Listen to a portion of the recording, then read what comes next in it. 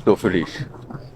Conseguir chegarmos aos 50 anos de vida, meio século, neste país em pé e forte e dedicado como é uma grande realização e um motivo de orgulho para todos nós. 50 anos é meio século, mas os sonhos continuam. Queira se referir aos seus sonhos para com o amanhã de Moçambique.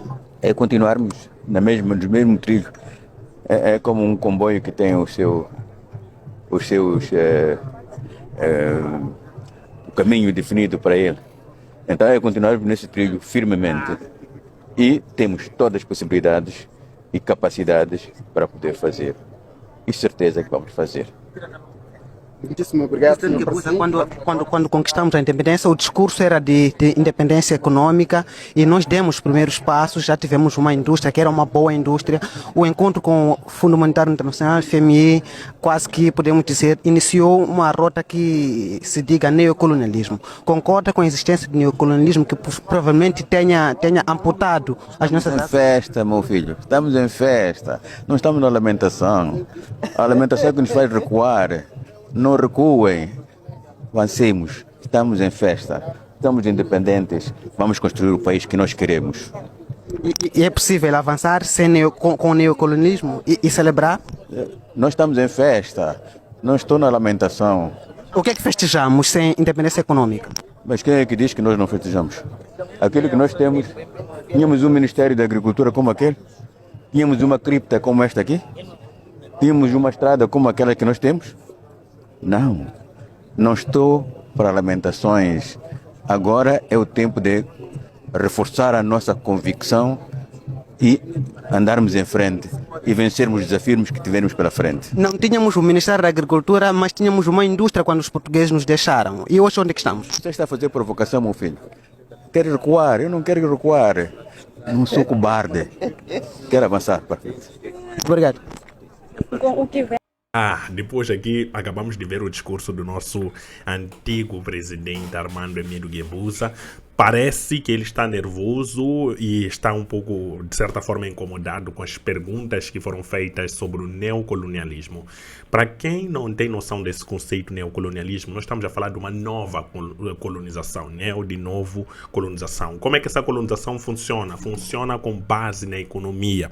Ao invés de nos escravizarem, no sentido literal da palavra, nos tornam dependentes de empréstimos. Hoje nós vemos muitos países africanos que dependem muito de empréstimos para poder gerir as suas contas. Existem países na África que, para pagar salário dos funcionários públicos, precisam de dinheiro do Fundo Monetário Internacional e do Banco Mundial. Então, são essas críticas e essas questões que são feitas ao governo moçambicano, principalmente na era da transição entre Chissano e Guebuza. Moçambique se aproximou muito do FMI e do Banco Mundial. Isso fez com que Moçambique também se atolasse em dívidas. Depois vocês viram que nós contraímos essa dívida oculta de mais de 2 mil milhões de dólares, sem contar os juros. Então, o que acontece? Cada vez mais nos tornamos dependentes. E o governo que vem, ao invés de conseguir produzir e quitar as dívidas, isso torna-se um ciclo vicioso, porque o dinheiro que você produz é o dinheiro que deve ser levado para pagar a dívida e esse ciclo continua e continua. É como se, por exemplo, você fica muito tempo sem receber o seu salário e precisa fazer dívidas para compensar as suas contas. O que está acontecendo nesse momento com os funcionários públicos? Imagine que você é um professor, nem precisa imaginar, porque eu sei que sim, professores que me assistem e não recebem o que é merecido. Você fica meses e meses sem receber e precisa fazer empréstimos para poder compensar as necessidades que você tem de sustentar a sua família, de conseguir dinheiro de transporte e alimentação. E quando você recebe o seu valor, muitos professores até vão ter com as Jotas, e as Jotas não têm juros baratos, microcréditos não têm juros baratos. O que acontece? Você paga a dívida, mas precisa novamente do dinheiro na mão. Então, o que acontece? Se você começa a perceber que trabalha para pagar dívidas e quando você empresta 1.000 num microcrédito ou num banco, você não paga exatamente 1.000, você paga um dinheiro a mais. De certa forma, você está a ser explorado de forma econômica. Pegue esse pensamento e coloco na escala de um país. Os países africanos nesse momento estão nessa situação. Emprestam um determinado valor e pagam de uma forma. Também tem a questão de recursos. Vamos dar supor que você na sua casa tem uma televisão de 10 mil, 7 mil meticais, para quem assiste nessas novas televisões, e tem que vender essa televisão a 5 mil meticais porque precisa de dinheiro naquele momento e não tem. Imagina agora sendo um país que tem muito gás, tem muito petróleo, mas está a dever ao banco, ao Fundo Monetário Internacional e ao Banco Mundial. O que acontece com esse país? Ele vai vender os recursos mais baratos para poder compensar aquela necessidade imediata de pagar salários, aquela necessidade imediata de comprar combustíveis para os carros do Estado, para pagar os polícias, etc. É essa situação que nós vivemos em Moçambique e em muitos países nos dias de hoje. É isso que nós estamos a viver. Estamos a ver uma colonização diferente, uma colonização maquiada, mas não passa de colonização. A essa colonização maquiada nós chamamos de neocolonialismo. Então, ao questionar o presidente, o antigo presidente da República, Armando Emílio Guebuza, ele diz que não é dia do luto. Depois nós fazemos a seguinte questão: como não é dia de luto se Moçambique está há 50 anos e sempre quando se fala de desenvolvimento, os políticos fogem das perguntas. Sempre a mesma retórica. Fala-se de alguma coisa que tem a ver questão dos raptos. Não, meu amigo, hoje é dia da independência. A questão do não pagamento de salários. Não, meu amigo, hoje é dia da independência. Mas o povo moçambicano já cansou dessa narrativa de toda hora estar numa festa fingida, uma festa onde não se come, uma festa simbólica, onde simplesmente nos colocam na mente que nós estamos a desenvolver, mas não estamos a desenvolver.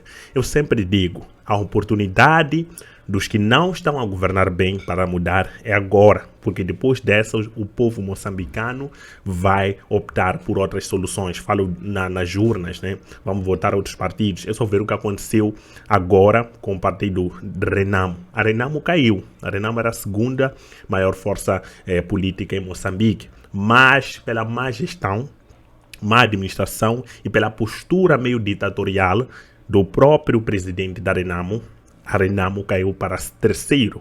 Agora nós temos o Podemos, que também mostrou-se da mesma forma. Tentou, se aliou a Venâncio Mondlane e depois apunhalou pelas costas nesse caso. E agora nós vemos que o próprio povo moçambicano já se afastou disso. E o povo já não cai nessa questão de festas, etc. Símbolos, às vezes, que são vazios, que não representam aquilo que é a realidade do povo moçambicano. O povo está de olhos abertos, está diferente, está mais inteligente, está mais preparado teoricamente. E é isso que as pessoas não estão a entender, principalmente os políticos. Numa era de informação, qualquer coisa que acontece parta a velocidade da luz e os moçambicanos já têm noção de cada passo dos governantes. Isso graças a uma segunda independência que aconteceu. Nós tivemos a primeira independência, foi a luta armada, nos libertamos daquilo que era o jogo colonial português, a questão de exploração por parte de Portugal. Mas teve uma segunda fase da colonização, que é a colonização mental. Essa segunda colonização mental foi ultrapassada principalmente por atores políticos como Afonso da Cama, Venâncio Mondlane e outros, como a Zagaia também, que fizeram da seguinte forma: começaram a explicar para os moçambicanos que existem coisas que acontecem no nosso país que não fazem sentido. Nós temos que aguçar o nosso senso crítico e pensar cada vez melhor nas decisões que o nosso Estado e no caminho que o Estado está a tomar. E essa colonização mental já está a começar a ser ultrapassada. E quando se ultrapassa a colonização mental, Moçambique vai chegar no patamar em que merece estar. Percebem? Essa colonização mental é graças a pessoas preparadas, que têm discursos bons, conseguem explicar termos técnicos que para nós eram difíceis. Era difícil entender o que é FMI, por que é que nós dependemos tanto do Banco Mundial, o que é um projeto assim. Imagina se atores políticos que hoje conseguem nos explicar em 500 o que está a acontecer em Moçambique. E aquela pessoa que está no campo, que não é tão escolarizada como muitos são, consegue analisar e perceber que alguma coisa não está boa. Outra coisa, outro fator muito importante para a libertação mental das pessoas é o acesso ao telemóvel.